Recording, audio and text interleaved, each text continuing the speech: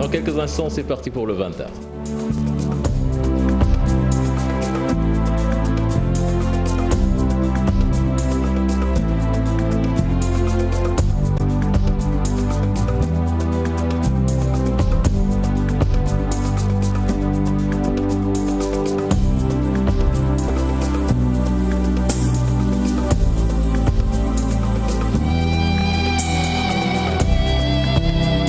Bonsoir et bienvenue à toutes et à tous. C'est parti pour le sommaire de ce 20h avec ce drame près de Joal.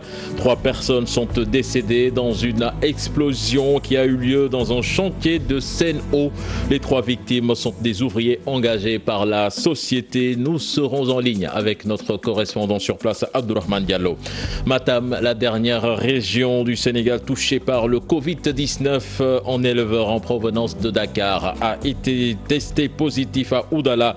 Le Sénégal enregistre ce lundi 94 nouvelles contaminations au coronavirus.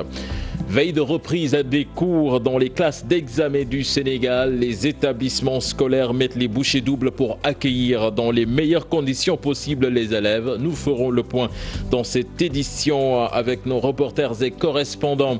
Et puis indignation, condamnation, tous azimuts après la mort de l'Afro-Américain George Floyd. Africadium Center demande à Macky Sall de s'impliquer dans le combat contre le racisme. Aux États-Unis, la légende du basket Michael Jordan dénonce son racisme enraciné aux États-Unis d'Amérique. Voilà le sommaire de ce 20h. Tout de suite le développement.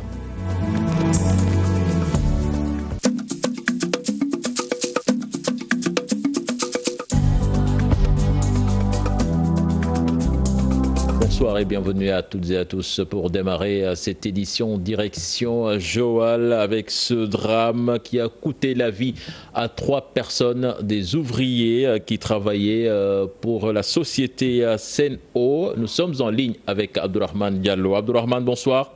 Bonsoir, chef Yann. Alors, qu'est-ce qu'on peut dire sur cet accident qui a tué 3 personnes cet après-midi?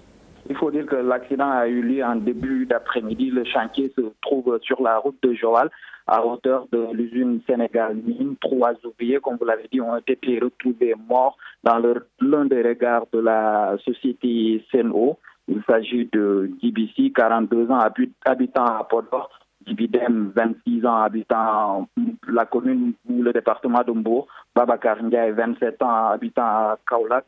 Ces personnes étaient dans un égout rempli d'eau avec une profondeur de 1,60 m. Il s'agit l'un est ouvrier de Sen'Eau, les 2 autres travaillaient pour une société de sous-traitance. Ces ouvriers démontaient un équipement pour en poser un autre. Et d'après les premiers éléments de l'enquête, il ne s'agit pas d'une explosion de tuyaux, mais il faut dire qu'actuellement, la gendarmerie de Joal a ouvert une enquête et les 3 corps sans vie ont été déposés à la morgue de l'hôpital de Grand-Bourg pour une autopsie. Cher Diane. Voilà, merci à vous, Abdourahmane Diallo. Certainement, nous y reviendrons dans nos prochaines éditions. Mort mystérieuse d'un homme ce matin aux Parcelles Assainies. Il est tombé subitement sur la voie publique. Les sapeurs-pompiers ont déposé le corps à la morgue. Écoutons ces témoignages recueillis par nos reporters Dissa Prera et Armadouba. L'élément n'est pas encore en place, mais retenez cet accident sur la route de Mbour à hauteur de Sessène. Un camion est entré en collision avec un véhicule. Une personne a été tuée et 5 personnes blessées. Ibrahima Samb, c'est le chauffeur de taxi qui avait été tué par balle dans une station-service à Nord-Foire. 4 ans plus tard, après les faits, le présumé meurtrier Ousseynou Diop fera face au juge demain mardi. Son procès s'ouvre donc en chambre criminelle au tribunal de grande instance de Dakar. Ousseynou Diop, rappelons-le, avait tiré à bout portant sur le chauffeur de taxi après une banale altercation. Retour sur les faits avec Fatou Bintou Conté. Le procès du présumé meurtrier du taximan Ibrahima Samb s'ouvre demain. Ousseynou Diop, c'est de lui qu'il s'agit, sera à la barre ce mardi 2 juin. Il sera fixé sur son sort 4 ans après son crime. Car le juge du 2e cabinet en charge de l'instruction a rendu une ordonnance après avis du parquet et a renvoyé l'accusé devant la chambre criminelle du tribunal de grande instance de Dakar pour meurtre avec préméditation.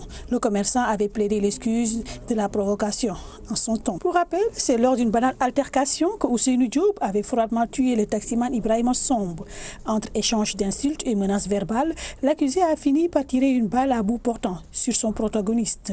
Cela s'est passé dans une station d'essence à Nord-Foire. Après son forfait, Ousseynou Diop est d'ailleurs allé se rendre à la gendarmerie de la Foire. L'espoir va certainement renaître du côté de la famille de la victime, mais aussi les chauffeurs de taxi qui craignaient un instant que l'affaire n'aboutisse jamais. C'est il y a quelques instants de cela la mort mystérieuse d'un homme. Ce matin, aux Parcelles Assainies, il est tombé subitement sur la voie publique et les sapeurs-pompiers ont déposé le corps à la morgue. Des témoignages recueillis par nos reporters Dissa Prera et Armadouba. Il marchait, subitement il s'est effondré. On ne sait pas ce qui lui est arrivé exactement. Il est resté plus de 2 heures de temps cloué au sol et on a essayé d'appeler les sapeurs-pompiers, mais sans réponse, vraiment. On regrette le retard des sapeurs dans l'intervention.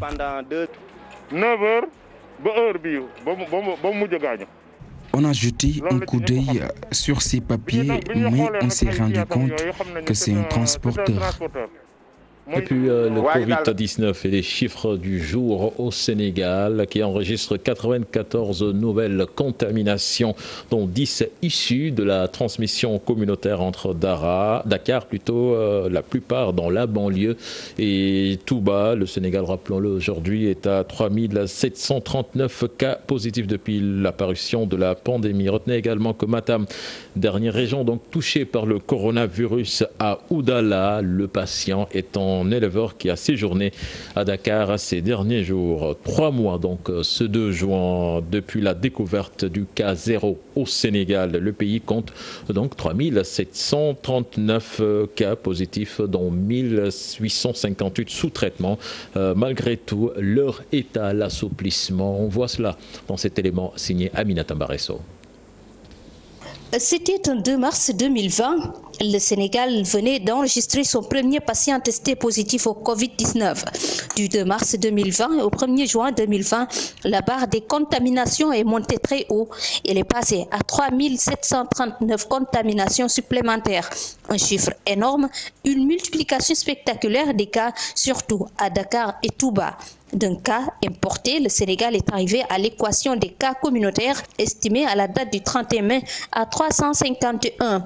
Des cas communautaires qui justifient en partie la propagation du Covid dans plusieurs localités du pays. Le tableau du Sénégal s'établit comme suit au 1er juin 2020, 3739 cas confirmés, 1838 patients sous traitement, 42 décès, 1858 personnes guéries. La pandémie Covid-19 continue de mobiliser les forces vives de la nation. Le président de la République en première classe. Plusieurs sorties, des décrets signés, toute une stratégie pour faire face à l'ennemi invisible. Une des premières mesures, la suspension des enseignements dans les écoles et universités pour 3 semaines, l'interdiction des manifestations publiques, mais également la suspension de l'accueil des bateaux de croisière ou même la suspension des formalités relatives au pèlerinage dans les lieux saints de l'islam et de la chrétienté. Le 23 mars, malgré toutes ces mesures, les cas importés continuent à se signaler.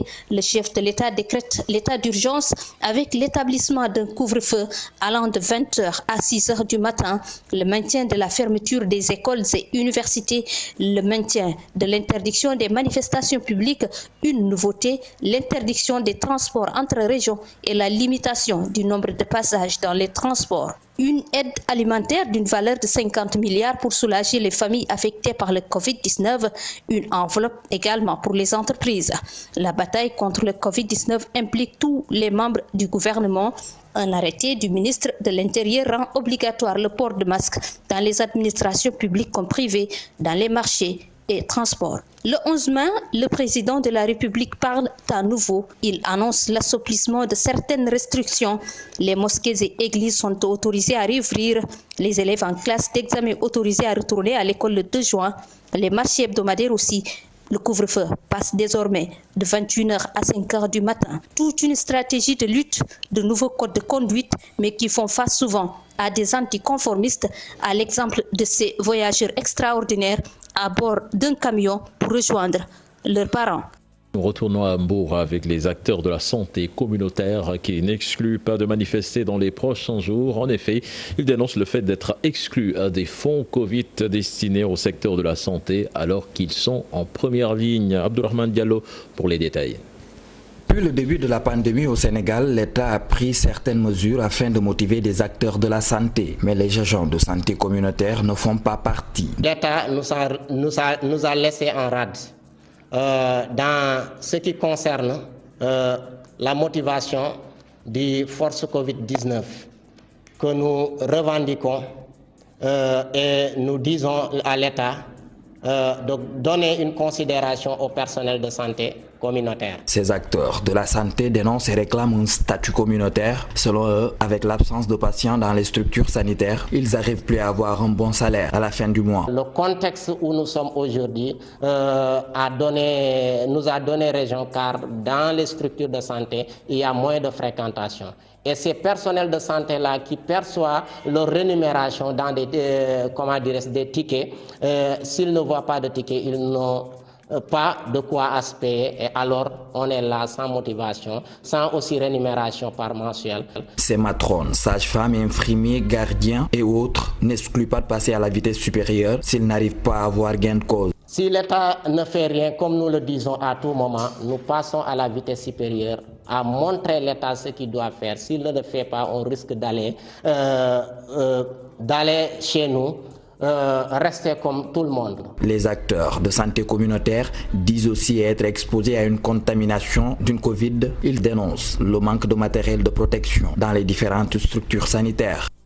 La reprise des cours prévue donc ce 2 juin. À la veille de cette reprise, nos reporters ont fait le tour dans certains établissements scolaires de Dakar pour vérifier le dispositif sanitaire mis sur pied. Le constat est qu'il est bien présent, même si ce n'est pas partout, comme vous allez le remarquer dans ce sujet, assigné Pape Faraning et Youssou Baro.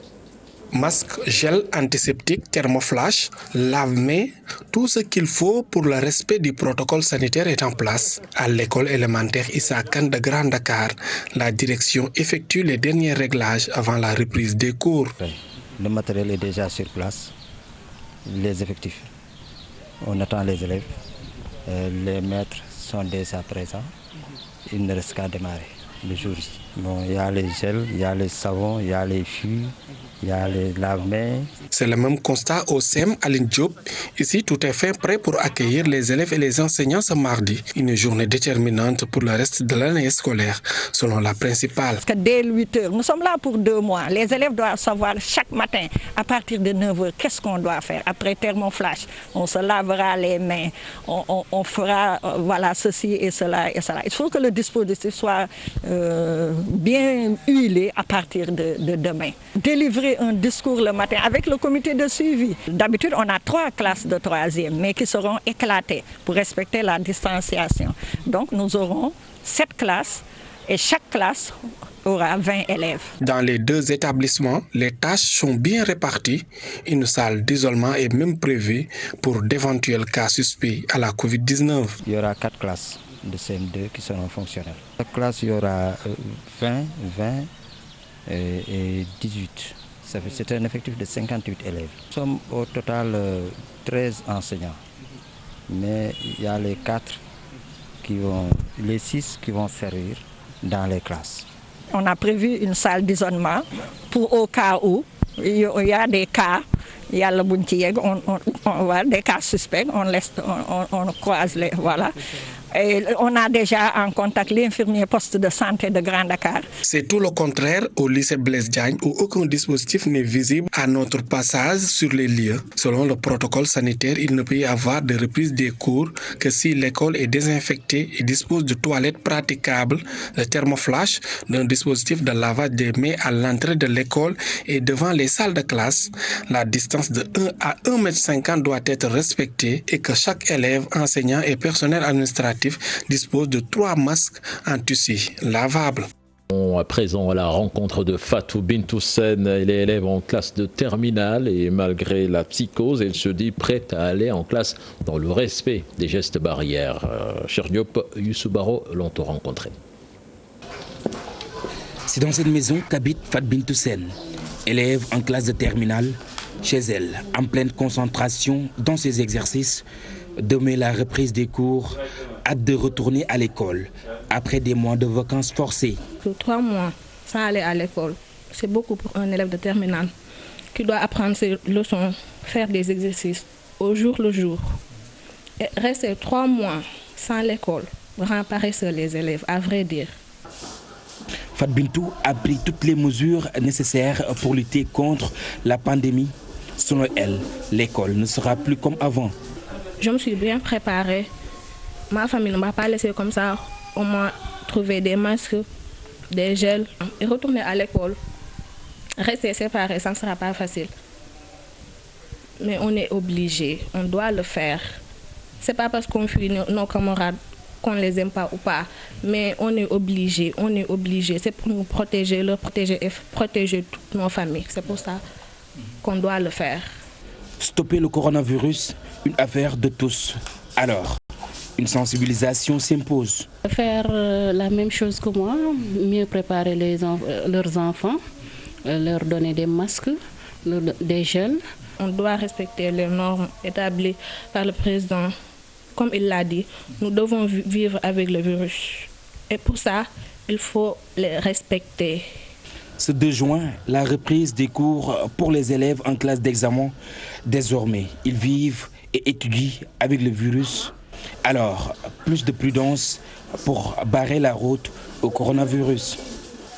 L'Union nationale des associations des parents d'élèves et étudiants du Sénégal dans une dynamique de réouverture malgré les manquements notés. Écoutons à ce propos son président Abdoulaye Fane, interrogé par Ousseynou Thiam et Ahmadou Bamba Samb. Nous demandons à tous les parents d'accompagner leurs enfants, particulièrement les élèves en classe de CM2, pour aller constater de visu les dispositions prises avec la mise en place des équipements de prévention individuelle et collective. Cette demande fait suite à la déclaration de M. le ministre de l'Éducation nationale qui a donné des instructions fermes pour fermer toute école qui ne disposerait pas de l'entièreté de ce dispositif. Chers parents, je voudrais que vous incarniez le rôle de lanceur d'alerte, mais également en y allant avec des initiatives constructives en coordination avec les comités de veille qui sont installés au niveau des établissements scolaires. Je voudrais également demander au ministre de l'Éducation nationale et à celui de l'enseignement technique et de la formation professionnelle de prendre les mêmes dispositions pour faciliter les transports des élèves et apprenants qui sont dans les régions et dans les villages. Puis cet exercice de simulation à la veille de l'ouverture des classes à Malem Hodar, c'était en présence du préfet du département, de l'IEF, des enseignants et parents d'élèves. Une démonstration a été faite à l'école franco-arabe de Malem Hodar sur les mesures barrières avec des élèves de l'établissement. Reportage de notre correspondant sur place, Oumar Ndiaye. L'IEF de Malem Hodar a organisé ce matin un exercice de simulation sur le respect des mesures barrières dans les établissements en vue de la reprise des cours ce 2 juin. C'est la raison pour laquelle nous avons invité tous les directeurs d'école de la commune et des écoles environnantes pour qu'ils viennent voir et se rendre compte que véritablement il est possible de démarrer les enseignements-apprentissages le 2 juin, donc demain. Le respect de la distanciation sociale d'1,50 m, la disponibilité du matériel individuel des élèves ont été les principaux motifs de satisfaction. Toutefois, la nouveauté du port de masque pour les élèves et le temps pris par le ravage des mains et le passage au thermoflash restent des points à améliorer. L'autre difficulté, c'est que les élèves ne sont pas encore habitués au masque. Donc souvent, on a vu des élèves qui touchent leur masque. Donc là aussi, on a noté ça. Le temps aussi pris pour le lavage des mains et l'entrée dans la classe, ça aussi, ça peut impacter sur le quantum horaire. Donc pratiquement une trentaine de minutes. Là aussi, nous allons revoir ensemble comment quand même organiser l'entrée des élèves dans la classe, tout en gérant aussi le temps. La difficulté majeure à laquelle les écoles risquent d'être confrontées est le manque d'eau courante. Les autorités prévoient toutefois d'installer des citernes d'eau dans les différents établissements qui les nécessitent. Et puis ce lundi de Pentecôte célébré aujourd'hui, c'est d'ailleurs ce 1er juin que devrait se tenir le pèlerinage marial de Popenguine. Monseigneur Benjamin Ndiaye, archevêque de Dakar, a annoncé donc il y a quelques jours, rappelons-le, l'annulation du pèlerinage qui regroupe chaque année des milliers de fidèles chrétiens. Tout de même, une messe s'est tenue et elle a été dirigée par Monseigneur Martin Boukartine, évêque de Kaolack, une messe diffusée dans certaines chaînes de télévision. Et puis le mot d'ordre de grève des gros porteurs maintenu à compter de ce 0h et pour une durée de 48 heures. L'annonce est du secrétaire général du syndicat des transporteurs routiers du Sénégal. Gora Khouma demande au chef de l'État de revenir sur certains aspects de l'état d'urgence. Je vous propose de l'écouter. C'est pour donner notre soutien, l'acte de solidarité syndicale, pour réclamer le droit. Pour que le président de la République, le ministre de l'Intérieur, le ministre des Transports fassent un effort pour la réouverture des frontières régionales, pour que chacun puisse rouler d'une région à une autre. Puisque tant que le transport ne circule pas de cette façon, le transport est toujours bloqué. Bien vrai que Dakar, leur problème s'est réglé, parce qu'ils sont revenus au chargement normal, mais leur collecte de centre interurbain souffre. Le syndicat c'est la solidarité, nous avons jugé nécessaire pour dire que maintenant, comme les contraintes sont là, le secteur de transport n'a pas reçu un gramme de riz, 1 centilitre d'huile, ni autre chose. L'enveloppe, on n'en parle pas. Bien vrai que l'enveloppe ne pourra nous servir absolument rien, vu le montant et le nombre de chauffeurs, mais on n'a pas encore reçu. Et qu'il y a la souffrance, les familles sont dispersées. Les chauffeurs n'arrivent même pas à aller faire le mandi. Je fais appel. Ceux qui viendront prier ensemble. Alhamdulillah, ceux qui refusent de venir, ils ont le droit.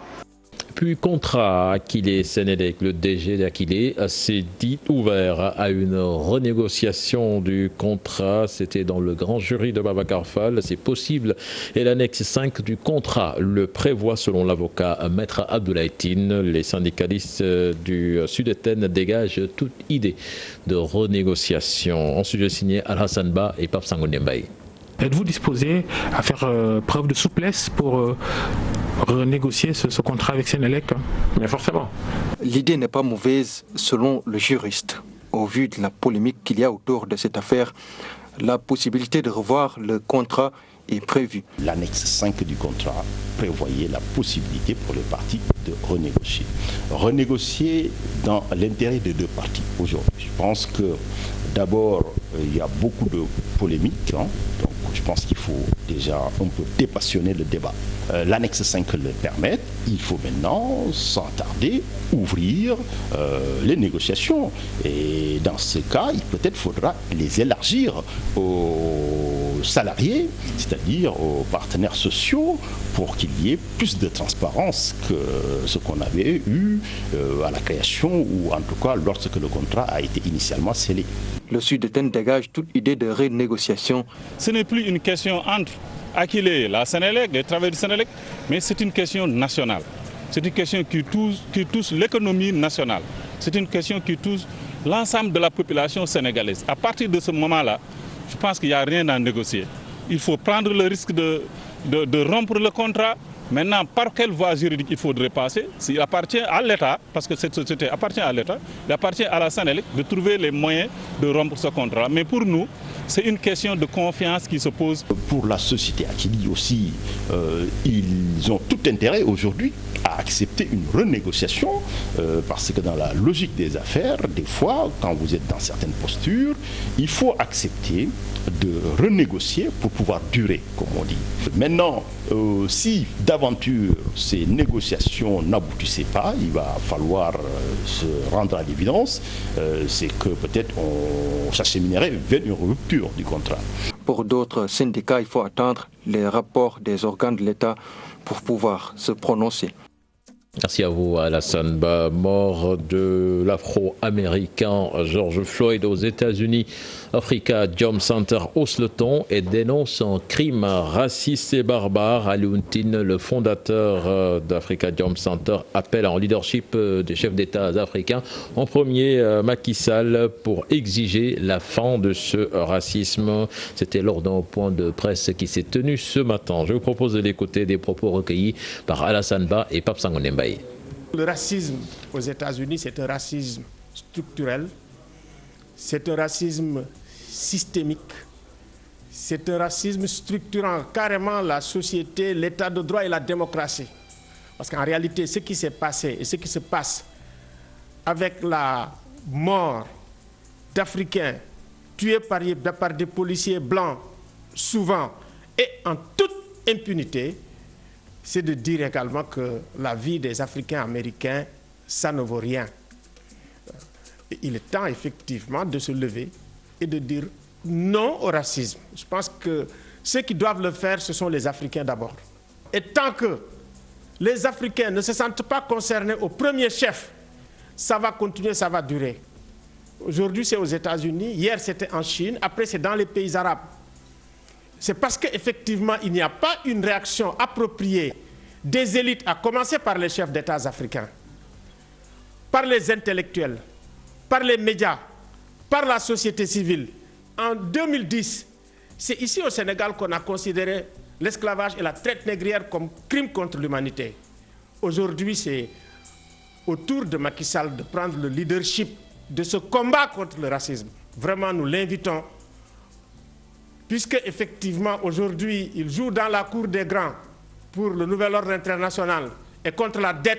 Il faut que le racisme fasse partie de l'agenda des chefs d'État africains. Puis la vague de contestation envahit le monde. Michael Jordan, la légende du basketball américain, parle de racisme enraciné aux États-Unis d'Amérique. Mais avant, Chersa Deboudjara nous parle de l'arrêt définitif du championnat de Ligue 1 française qui fait débat. Le rugby africain, autre victime collatérale de la pandémie de la Covid-19, la Coupe d'Afrique des Nations 2020 de rugby à 15 est finalement annulée. Une décision de la Confédération africaine, en accord avec les fédérations consultées durant le mois de mai. C'est cette année du 30 mai au 1er août qu'est prévue la première édition de la CAN à 12. Les autres compétitions sont aussi annulées par la Confédération africaine, qui reste suspendue à l'évolution de la pandémie. Le football va reprendre dans les grands championnats européens au cours de ce mois de juin, à l'exception de celui de la France.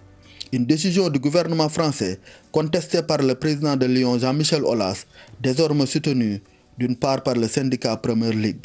Ce regroupement de l'essentiel des clubs professionnels français dénonce une décision gouvernementale unilatérale. Toutefois, elle n'a pas encore réclamé la reprise de la saison 2015-2020, comme demandé par Aulas. Pendant ce temps, la mort de l'Afro-Américain George Floyd continue de défrayer la colère et l'indignation, c'est les sportifs du monde entier. D'actuels basketteurs de la NBA ont participé à des manifestations alors que le légendaire Michael Jordan dénonce un racisme enraciné aux États-Unis d'Amérique. Le pilote de Formule 1, le Britannique Lewis Hamilton, de son côté, est déçu par le mutisme des dirigeants de la discipline. Les joueurs du Borussia Dortmund et le buteur du Mönchengladbach, Marcus Thuram, ont rendu hommage à George Floyd lors de la 29e journée de Bundesliga ce week-end. Loin de cette tumulte, l'UEFA est en train de réfléchir sur le calendrier des 17 matchs de Ligue des Champions et des 27 matchs de l'Europa League qui restent à jouer cette saison. Va-t-elle opter pour un tournoi et une finale à Lisbonne au Portugal? Ce cas de figure est véhiculé par certains médias. Cependant, le calendrier et le lieu des rencontres ne vont être dévoilés que le 17 juin prochain, à l'issue de la réunion du comité exécutif de l'UEFA. Sadibou Diarra, rappelons qu'à la suite des critiques d'Hamilton, la Formule 1 a sorti un communiqué pour réclamer justice pour la mort de George Floyd. Voilà, c'était tout pour ce 20h. Prochain rendez-vous pour l'information, ce sera à 0h avec le tout en images. Mais l'antenne, à vous, Aram Touré, pour la suite, la deuxième partie le soir d'un.